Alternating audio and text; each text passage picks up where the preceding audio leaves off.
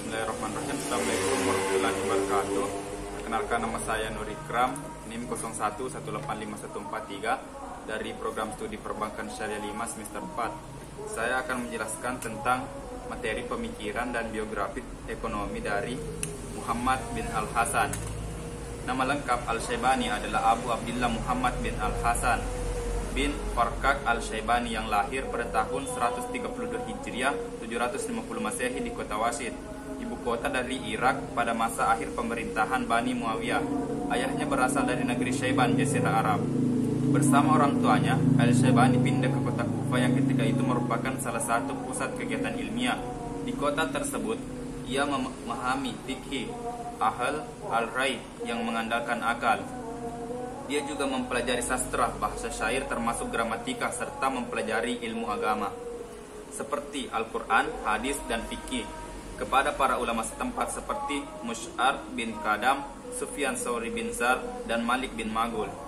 Pada usia 14 tahun, Al-Syaibani berguru kepada Abu Hanifah selama 4 tahun. Setelah 4 tahun Abu Hanifah meninggal dunia dan ia tercatat sebagai penyebar mazhab Hanafi. Kemudian Al-Syaibani kembali ke Baghdad yang berada dalam kekuasaan Daulah Bani Abbasiyah. Setelah Abu Yusuf meninggal, Khalifah Harun al-Rasyid mengangkat Al-Syaibani sebagai hakim di kota Rikkah, Irak pada tahun 149 Hijriah sampai dengan 893 Hijriah atau 809 Masehi. Namun tugas ini hanya berlangsung singkat karena ia mengundurkan diri untuk lebih berkonsentrasi pada pengajaran dan penulisan fikih. Al-Syaibani meninggal dunia pada tahun 189 Hijriah atau 804 Masehi di kota Al-Rai, dekat Teheran pada usia 58 tahun. Karya-karya yang ditulis adalah Sani al-Riwayah, yaitu kitab yang ditulis berdasarkan pelajaran yang diberikan Abu Hanifah, seperti Maqsud, Al-Jami al-Kabir, Al-Jami al-Sagir, dan Siyadat. Kesemuanya dihimpun Abi al-Fadil Muhammad bin Ahmad al-Maruzi dalam satu kitab yang berjudul Al-Kafi. Adapun pemikiran ekonomi dari Al-Syaibani yaitu yang pertama Al-Kasab, kerja yang merupakan hal paling penting untuk memenuhi kebutuhan hidup sehari-hari.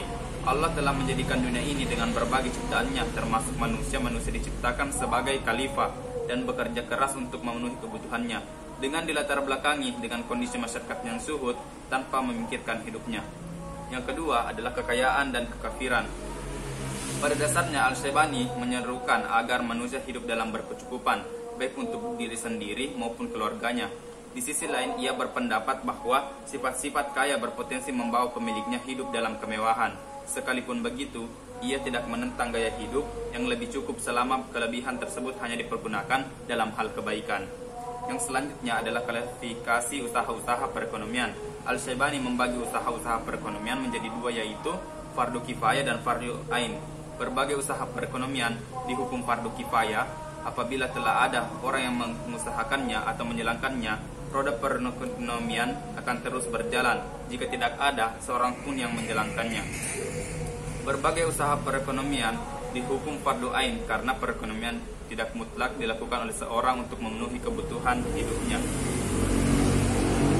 Yang selanjutnya adalah kebutuhan ekonomi. Al-Syaibani mengatakan bahwa sesungguhnya Allah Subhanahu wa taala menciptakan anak-anak Adam sebagai suatu ciptaan yang tumbuhnya tidak akan berdiri kecuali dengan 4 perkara, yaitu makan, minum, pakaian, dan tempat tinggal. Yang selanjutnya spesialisasi dan distribusi pekerjaan. Al-Syaibani menegaskan bahwa seorang yang kafir dalam memenuhi kebutuhan hidupnya akan membutuhkan orang kaya, sedangkan orang kaya akan membutuhkan tenaga orang miskin.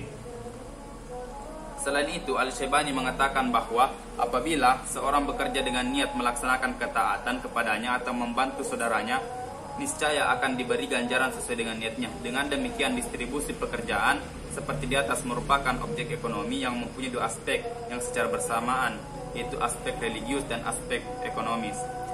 Mungkin itu yang sempat saya sampaikan, lebih dan kurangnya mohon dimaafkan.